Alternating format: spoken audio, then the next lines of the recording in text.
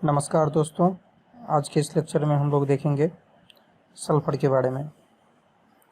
अगर सल्फर की बात किया जाए तो सल्फर का एटॉमिक नंबर 16, सल्फर का सिंबल एस, इसका outer most shell electronic configuration 3s2 3p4 होता है।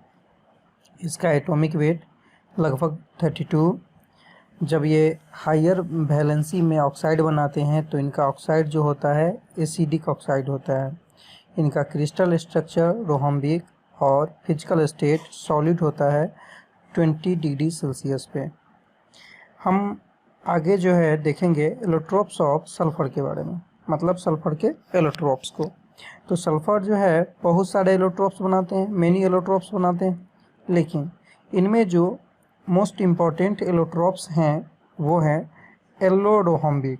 येलो रोहम्बिक को हम लोग रोहम्बिक सल्फर भी बोलते हैं और इसे हम लोग अल्फ़ा सल्फर के नाम से भी जानते हैं। दूसरा जो हमारा है वो मोनोक्लिनिक सल्फर है, जिसको हम लोग बीटा सल्फर के नाम से भी जानते हैं। अब देखते हैं हम लोग येलो रोहम्बिक को, जिसे हम लोग रोहम्बिक सल्फर भी कहते हैं, इसको अल्फ़ा सल्फर भी कहा जाता है। रोहम्बिक सल्फर जो है उसको तैयार करने के लिए हम लोग रोल सल्फ़र हमारा कुछ इस तरह का होता है। यह है हमारा रोल सल्फ़र, इस तरीके का रोल सल्फ़र होता है। इस रोल सल्फ़र को कार्बन डाइसल्फ़ाइड आपको ये नज़र आएगा, ठीक है, ये है कार्बन डाइसल्फ़ाइड।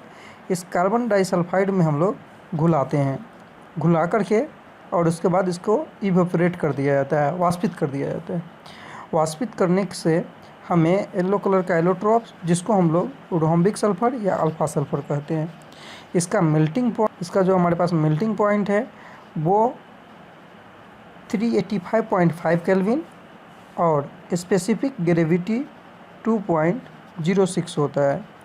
ये वाटर में इंसॉल्युबल होते हैं, मतलब पानी में ये नहीं घुलते हैं, लेकिन बेंजीन, अल्कोहल, ईथर या फिर हम लोग ऑर्गेनिक कंपाउंड की बात कर रहे हैं तो उनमें ये घुलनशील होते हैं।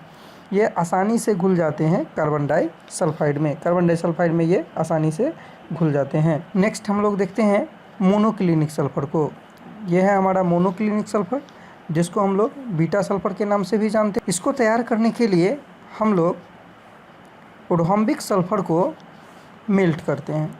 रोहम्बिक सल्फ़र को मेल्ट करके और एक डिश में इसको ठंडा किया जाता है। तब तक ठंडा किया जाता है जब तक कि इसका हमें क्रस्ट तैयार ना हो जाए। और जब हम लोग इसके क्रस्ट को रिमूव करते हैं तो हमें कलरलेस नीडल की तरह, आप यहाँ पे देख सकते हैं, इस तरह से नीडल की तरह हमें प्राप्त हो जाता है।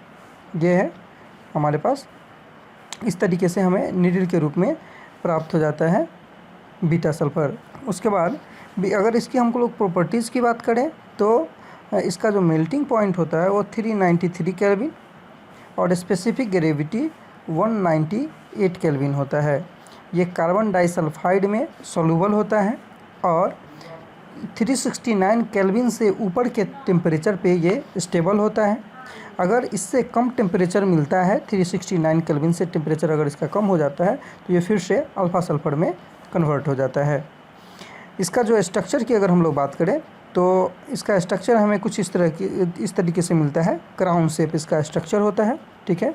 और रोहम्बिक, ये सल्फ़र हमारा जो होता है उसका क्राउन शेप स्ट्रक्चर होता है, और रोहम्बिक सल्फ़र जो होता है उसका हमारा ऑक्टाहेड्रल शेप होता है। यहाँ पर दिखाया गया है कि जब हम 369 केल्विन से ऊपर के टेम्परेचर देते हैं तो ये हमें मोनोक्लिनिक सल्फ़र में कन्वर्ट हो गया, और फिर ये जो मोनोक्लिनिक सल्फ़र हमारा जो था उसको जैसे ही हम लोग टेम्परेचर को क्या कर दिए, कम किए, तो ये हमारा किस में कन्वर्ट हो गया, रोहम्बिक सल्फ़र में कन्वर्ट हो गया। नोट्स हैं जिनको हम लोग को पहला देखना है कि alpha sulphur is stable below 369 kelvin. पीछे भी हम लोग ने चर्चा किया है कि अल्फ़ा सल्फ़र जो है हमारा 369 केल्विन पे स्टेबल है, और transform into beta sulphur above this, मतलब 369 केल्विन से अगर ज़्यादा टेम्परेचर होता है तो ये किस में कन्वर्ट हो जाता है, बीटा सल्फ़र में कन्वर्ट हो जाता है।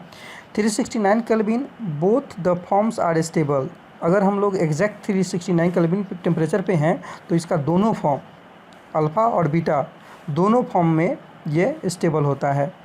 The temperature is called transition temperature, मतलब जिस टेम्परेचर पर दोनों फॉर्म इसका अल्फा सल्फर और बीटा सल्फर दोनों स्टेबल होता है, उस टेम्परेचर को हम लोग कहते हैं ट्रांजिशन टेम्परेचर।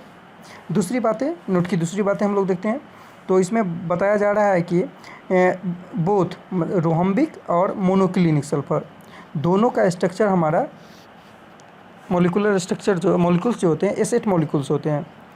दोनों सल्फर जो होते हैं वो S8 मॉलिक्यूल्स वाले होते हैं। इस शेप को हम लोग बोलते हैं क्राउन शेप। इसमें जो सल्फर के बीच का बॉन्ड लेंथ जो होता है वो 204 पिकोमीटर होता है, और इस सल्फर और इस सल्फर के बीच का जो बॉन्ड एंगल होता है वो 107 डिग्री होता है। अब नेक्स्ट हम लोग देखते हैं कि हमारे पास सल्फर का एक और मतलब स्ट्रक्चर है जिसको हम लोग साइक्लो बोलते हैं, और इस साइक्लो स्ट्रक्चर में हमारे पास 6 सल्फर होते हैं जो एक रिंग की तरह बनाए हुए होते हैं, और इनका जो शेप होता है वो एक चेयर की तरह बन जाता है। इसमें सल्फर और सल्फर के बीच, दो सल्फर के बीच का बॉन्ड लेंथ जो होता है 205.7 पिकोमीटर, और इनमें बॉन्ड एंगल जो होते हैं 102.2 डिग्री होता है ये बॉन्ड एंगल। आप इस तरह से 3D स्ट्रक्चर को देख लेते हैं। ये देखने से एक चेयर की तरह लग रहा है, मतलब यहाँ पे आप इजीली क्या कर सकते हैं, बैठ सकते हैं इस तरीके से। इसमें ये हमारा जो पीठ वाला जो पोर्शन होता है वो हमारा होता है, और ये नीचे का पोर्शन बन गया। तो इस तरह से चेयर जैसा इसकी संरचना होती है। जब हम लोग नेक्स्ट पॉइंट पर बता रहा है कि जब हम लोग टेम्परेचर को राइज कर देते हैं, कितना 1000 केल्विन तक अगर टेम्परेचर को हम लोग बढ़ा देते हैं तो S2 में बदल जाता है, और S2 में बदल करके इसकी टोटल जो प्रॉपर्टीज़ हो जाती है वो ऑक्सीजन जैसी हो जाती है। जैसे ऑक्सीजन हमारा पैरामैग्नेटिक है, बिल्कुल वैसे ही ये भी हमारा पैरामैग्नेटिक स्ट्रक्चर का हो जाता है। सल्फर के बीच डबल बॉन्ड बन जाते हैं। इसको समझने के लिए हमारे पास एक मॉलिक्यूलर ऑर्बिटल डायग्राम है। इस डायग्राम के द्वारा हम लोग समझ सकते हैं कि यहाँ पे और यहाँ पे हमारे पास क्या है, अनपेयर्ड इलेक्ट्रॉन है, जिसकी वजह से ये हमारा क्या हो जाता है, पैरामैग्नेटिक नेचर का होता है। उसके बाद अगर हम लोग सल्फ़र की बात, सल्फ़र तो हमारा यहाँ पे समाप्त हो गया। अब सल्फ़र के हम लोग देखते हैं ऑक्साइड को। तो सल्फ़र के ऑक्साइड में हमें देखने हैं सल्फ़र डाइऑक्साइड को। सल्फ़र डाइऑक्साइड की अगर बात करें तो सल्फ़र डाइऑक्साइड को कई एक तरीके से बनाया जाता है, जिसमें से एक तरीका है हमारे पास कि सल्फ़र डाइऑक्साइड को हम लोग एयर के प्रेजेंस में, मतलब ऑक्सीजन के प्रेजेंस में सल्फ़र को जब हम लोग गर्म करते हैं तो हमें सल्फ़र डाइऑक्साइड प्राप्त होता है। आप यहाँ पे देख रहे होंगे कि इस तरह से हमारे पास क्या है, एक बीकर है। इस बीकर में क्या किया गया है, सल्फ़र को डाल करके उसको जलाया जा रहा है। जलाने के बाद हमें इस तरह से सल्फ़र डाइऑक्साइड का गैस इसमें तैयार हो रहा है हमारा। नेक्स्ट हम लोग देखते हैं दूसरा तरीका इसको सल्फ़र डाइऑक्साइड बनाने का। तो नेक्स्ट हमारे पास बता रहा है कि लेबोरेटरी में अगर हमें इसको तैयार करना है तो जनरली क्या किया जाता है, सल्फाइड को डाइल्यूट सल्फ्यूरिक एसिड के साथ रिएक्शन करा दिया जाता है। सल्फाइड को हम लोग डाइल्यूट सल्फ्यूरिक एसिड के साथ रिएक्शन करवा देते हैं। तो सल्फाइड में हमारे पास SO3 2- होते हैं, और सल्फ्यूरिक एसिड में 2 H+ आयन होते हैं, और इधर हमारा वाटर मॉलिक्यूल्स बन जाता है। तीसरा जो हमारे पास तरीका है उसमें क्या कहा जाता है कि आप इंडस्ट्रीज़ में क्या कर दीजिए कि इंडस्ट्रीज़ में प्रोडक्ट के रूप में सल्फ़र डाइऑक्साइड प्राप्त हो जाता है।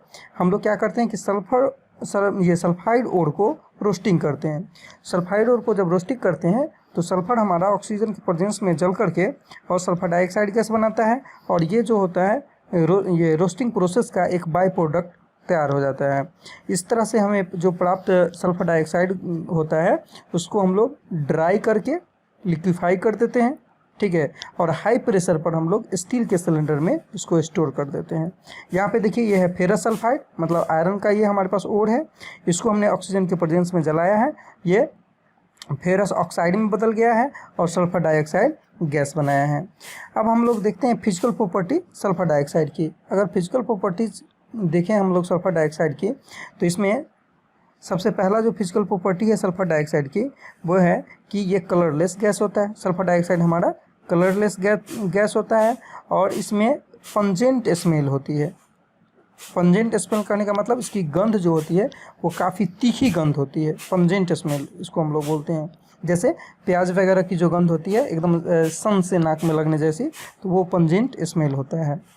ये हाईली सॉल्युबल होता है वाटर में, मतलब पानी में बहुत तेज़ी से ये घुल जाने वाला होता है सल्फर डाइऑक्साइड। सल्फर डाइऑक्साइड का एक और प्रॉपर्टी ये है कि ये लिक्विफाई हो जाता है, मतलब इसलिए जो है लिक्विड में कन्वर्ट हो जाता है रूम टेम्परेचर पे। और प्रेशर कितना चाहिए, 2 atm प्रेशर देते हैं, ठीक है। तो ये रूम टेम्परेचर मतलब 25 to 27 डिग्री सेल्सियस पे और 2 atm प्रेशर पे ये क्या हो जाते हैं, लिक्विफाई हो जाते हैं। इसी के साथ आज का ये लेक्चर समाप्त होता है। Thank you for watching this video.